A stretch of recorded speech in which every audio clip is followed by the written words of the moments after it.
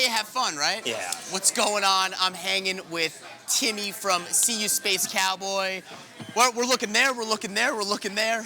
Hell yeah, you gotta say hi to all three, right? What's going on? What's going on? Right on. How you doing, man? I'm doing all right. How are you Dude, doing? you're a fucking rad player, dude. Thank you. I caught your set. It was a lot of fun. I like all that layering, kind of melodic, atmospheric shit you're doing on the guitar. It's pretty cool. Yeah, I mean, as you can tell, I'm not much of a shredder, soloer type guy. I kind of just like, I like to sit in the back pocket and just kind of play chunky chords. That's kind of been my style these days, more so. I mean, listen, chunky chords and the fat stacked rhythms is kind of what makes the tune, in my opinion. So Totally. you're killing it. Yeah. I'm really stoked to have you on the show. This is Defender the Riff. We talk about riffs, shocking. It's all about guitar, man. It's less about accolades and less about the bullshit and more about the real stuff. Why we do this and you know what you're really excited about musically. So I kind of want to start and get your story from the beginning in terms of your earliest musical influences. I know that in this band specifically, you started on bass, so there's definitely a story there. Oh, yeah. Why don't you bring me all the way back? Tell me about like some of the first sounds that really caught your ear and really made you want to pick up an instrument. Well, I mean, even before that, growing up in Southern California, where I grew up, big sports community. Everyone played football, everyone played soccer, everyone played baseball. I like playing baseball, but I was bad at everything. So San Diego? I grew up in Orange County. Okay. The rest of the band's from San Diego. I'm from Orange County. All right. Big baseball town. Loved it, but wasn't any good at it. So figured I'd take a stab at music and kind of found my footing there. And that was kind of a byproduct of being bad at sports, which I feel like is more common than not. I feel like I kind of have a parallel with that. My dad from Canada, so it was all about hockey. Okay. My dad was like, my son's gonna be a hockey player, and put me in hockey and drive me to the rink at 6 a.m. And guess what? I didn't really take to hockey. Yeah. I ended up using the hockey sticks as like fake air guitars more than anything, you know? That's what's up. So I feel that. Kind of got my footing jamming around with people that I grew up with. I went to a smaller school for middle school, but it wasn't until I got to high school and kind of started meeting like-minded people to a degree. A lot of my friends were punks, and like, SeeYouSpaceCowboy is a metalcore band.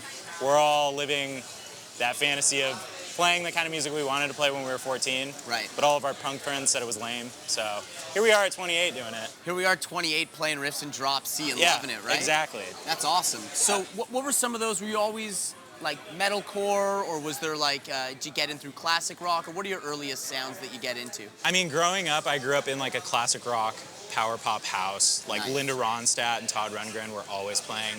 But that was before I really took to music. I learned how to play guitar by learning Enema of the State by Blink-182 Right on. in full, which again, I feel like is a parallel that many other musicians in our scene.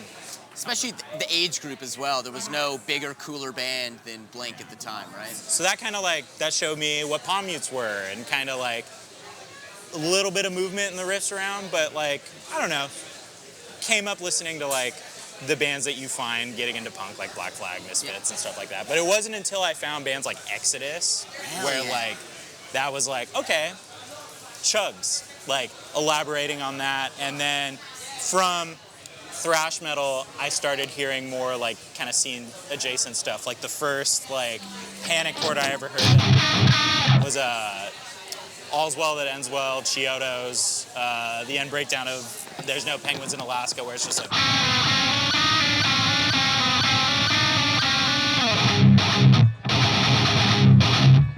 Like if you spent your teenage years listening to Exodus riffs and then you hear that, that could melt your brain too. Yeah, I get that. Yeah. That's crazy. I love that you bring up Exodus too, because Gary Holt has always kind of said in a lot of the guitar interviews I see him do, he talks about how like, you got to take that step. You can't play it like a punk riff anymore. You got to dig in. You got to play it like a metal riff. Yeah, and like even up through like the last couple years that I started playing more guitar in these heavier bands, like people are like, yo, you got to dig on those palm mutes a little more. You gotta make it mean, you know? And it's just like, it's not something you can communicate. You just got to feel it. You know? Absolutely. No, it's all about that chonk and digging and getting your hand involved, right? Exactly. Hell yeah. Aside from like, you know, listening and to music and finding Blink-182 and learning Enema, it was like, your first guitar? Was it a hand-me-down? Do you come from a musical house? Were they musicians, or were they just listening to good tunes? So my mom plays guitar, and growing up, when I first started learning guitar, she has a 1974 Guild. I don't remember the exact model number, but it's still in my family. It plays beautifully. Guilds are rad, dude, Yeah. especially from that era. And that's when I started chopping on it. But the first guitar that I ever had was just a Takamine acoustic guitar. Right on. I got it maybe when I was like 10 years old. Yeah. But then for my birthday when I was 12, I got my first electric guitar, which was they don't make them anymore. They make them out of the LTD line, but it was ESP X-Tone. I don't know if you're familiar with it. I'm not. It's a semi-hollow. Oh, cool. And that was actually the guitar that I had on the road with me for Cowboy for the last couple years. Oh yeah, the semi-hollow bodies. Yeah. Yes. So that's actually an ESP. That's awesome. Yeah. And then I think there's like a signature model for the guy from the Dillinger Escape Plan. Right. The Ben Wyman signature guitar. Scotland. Yeah, that's with the F-holes in. Yeah, exactly. So. That guitar's crazy. He put his he carved out a hole in the back for his wireless unit because he's so fucking insane on stage. Yeah, and it's like modded. That's up awesome. the ass. Yeah, that's right. Can I swear on here? You can say literally whatever the fuck you want. Sweet. Timmy, it's the stage is yours, man. Let's say go. it. Don't filter yourself. Yeah. Yeah, those guitars are rad, and yeah, Weinman has his shit modded to the max because you've seen the way he plays. It's no one does what he does. He's got the Evertune on it too, which it's like I thought about doing that to my guitar, but I was like, it's the first guitar I ever had. I retired it from the road this tour after grabbing this Dunable, and I was just like, I love the way it sounds, but if anything happens to it on the road, like I will never recover from that. So it's now safely at home. That's where some of the nicest guitars are meant to stay, is at home in the vault. Keep them, Yeah, maybe in the studio at some point, but yeah.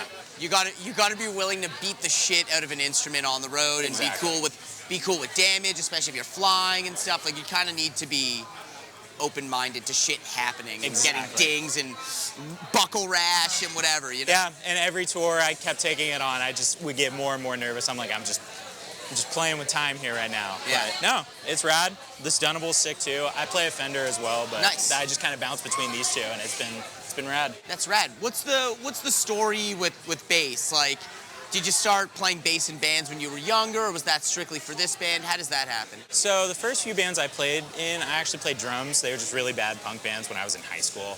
Got around to playing guitar in more like emo-leaning bands, more like indie rock-leaning bands. But then by the time I started touring, that was when I kind of pivoted over to bass. And I always felt more comfortable playing bass guitar over guitar anyway. Yeah.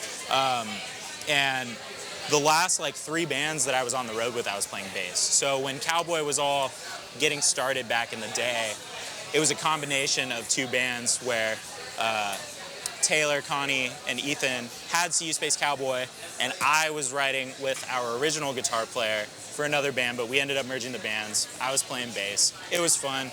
It's just big open notes. I'm throwing my shit through the ceiling. Yeah. But hopscotch around, pandemic happens, members leave, members come back. So Taylor, who was our original guitar player, is now playing bass.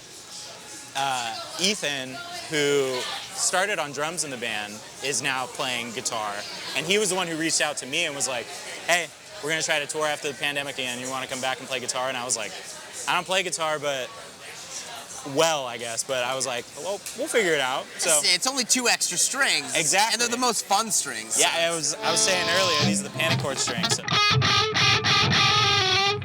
The panic chord, the one that changed the game changer for you. Very synonymous with SeeYouSpaceCowboy these days. So you talk about playing drums. I find there's like a big parallel, especially in metalcore worlds, with drummers who switch to guitar and having a better sense of rhythm. Did you get deep enough into drums to think that like the rhythm element of it made you a better player on guitar? No, not at all. I mean, maybe to a degree. It probably helped transitioning into guitar, because I played a little bit of piano as a kid too, and I think that really kind of helped me anchor down understanding how to play in like a group environment. Right. Because with drums, just bad punk bands, so I just learned how to do really bad D beats. Yeah. Hell yeah. There's no such thing as a really bad D beat, man. Yeah.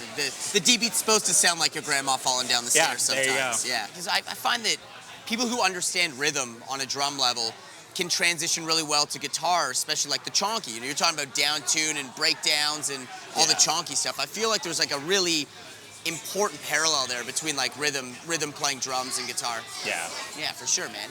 what were the names of these early bands? You keep saying like the first 3 bands you were touring with. Yeah. You got this like, you gotta leave the Easter eggs out for your fans to find out what you were doing before. That's fair. The very first group that I had was named after you say you're from Canada, Canadian band, Career Suicide. They have right on. They have a song called Recipe for Disaster. So it was, very apt to what a 13-year-old would name their subpar punk band. It's a great band name, to be honest. Yeah. I see no issues. Yeah. First band I went on tour with was a band called Kip, and it was just kind of like a noodly emo band. And then I did a couple tours with a band called Fistbenders as well, which was more of that same. But then took some time away, was just doing music at home, just doing some like piano stuff. Around the time that we all kind of started to get together through Cowboy, which we all met each other through our old bands. You know, Fistbenders, my band, would play shows with Connie and Ethan's old band, Flowers Taped to Pens. Would play shows with Taylor's old band, Recluse. So it was just kind of a hodgepodge of Southern California bands linking and realizing, oh, we all like Heavy Heavy Lolo. Let's start a band that sounds like Heavy Heavy Lolo. Let's go. You know? I think that's kind of like how the best bands come to fruition is, maybe you come from another project that isn't totally doing it for you anymore and you meet someone else through that scene. I think it's like the best way for musicians to come together. Totally. We were talking before we started rolling, you were telling me that you do some teaching at home. Yes. And this is what I love, and this is really at the core of what this show is really about to me, is understanding why people do this and why they're so passionate about it. Clearly you love music. You played in bands what sounds like your whole young life. Pretty much. You teach when you're at home. Yeah. You've played all the instruments.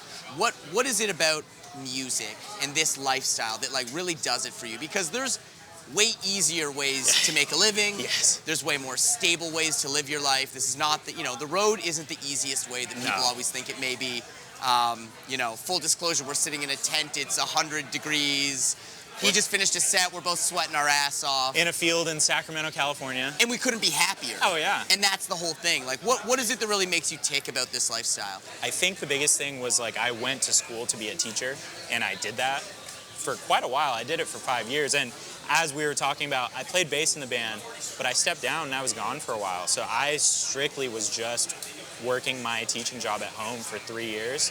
But I think that, like, while I'm passionate about working with kids, like, a part of me was itching to get back out on the road because I was just like, I feel like I'm in my element. I have a good routine when I'm on the road and, keeps me level. So when the opportunity presented itself to come back, I figured I'd be an idiot not to do that, I mean, it's pretty much the coolest job in the world. Yeah. It's not for everyone, though. That's what, I'm trying to, emphasize that point. It's not all rainbows and fucking bubble gums. Exactly. And now having a job at home that is understanding of that, because I'm a music teacher at, like, a private music school. Oh, cool. And they get that. They're like, yeah, let us know when you're going on tour. And because, for lack of a better way to put it, it's a selling point. It's like, hey, little Johnny's teacher is going and doing a full U.S. tour. Like, maybe if he takes lessons under him, maybe he'll be doing the same thing or something like that, So it's like, it works both ways. Like, I get to do what I need to do, but then I also get that gratification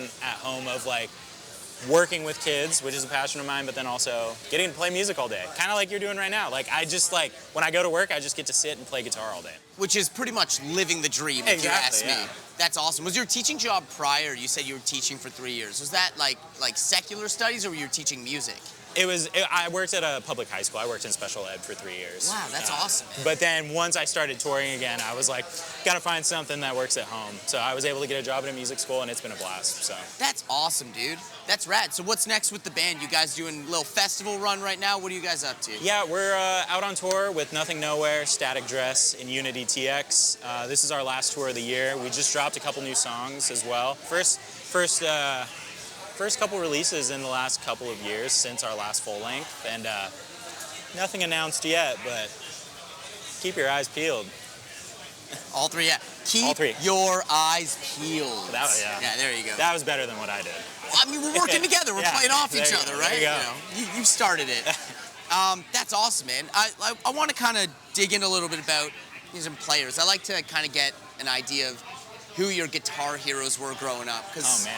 Like, I don't know about you, I was like a guitar player nerd. Like, okay. I wouldn't hang posters of bands, I would hang posters of guitar players. Yeah.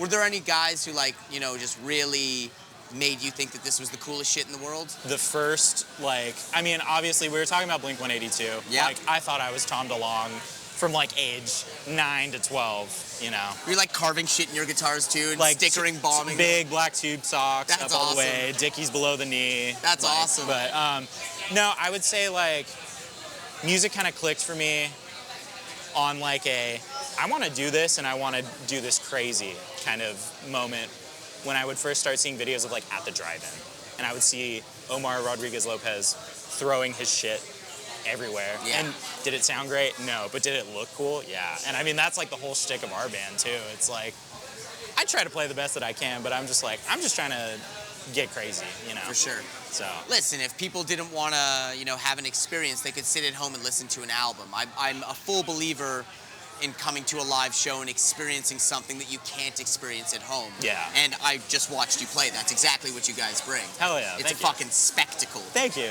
Hell yeah, man. And it's nice to have all that room on a big festival stage too, because that means the antics are bigger, and that means the playing's probably a little messier, but that's okay. Dude, what you lack in precision on a big stage, you can certainly make up by doing backflips and somersaults off the drum riser, right? Could be said. Hell yeah, Could be man. said. Well, I think you're really sick at playing those panic chords. I would love if you took us out with a little riff or something. Give me something diminished and mean sounding to end it off.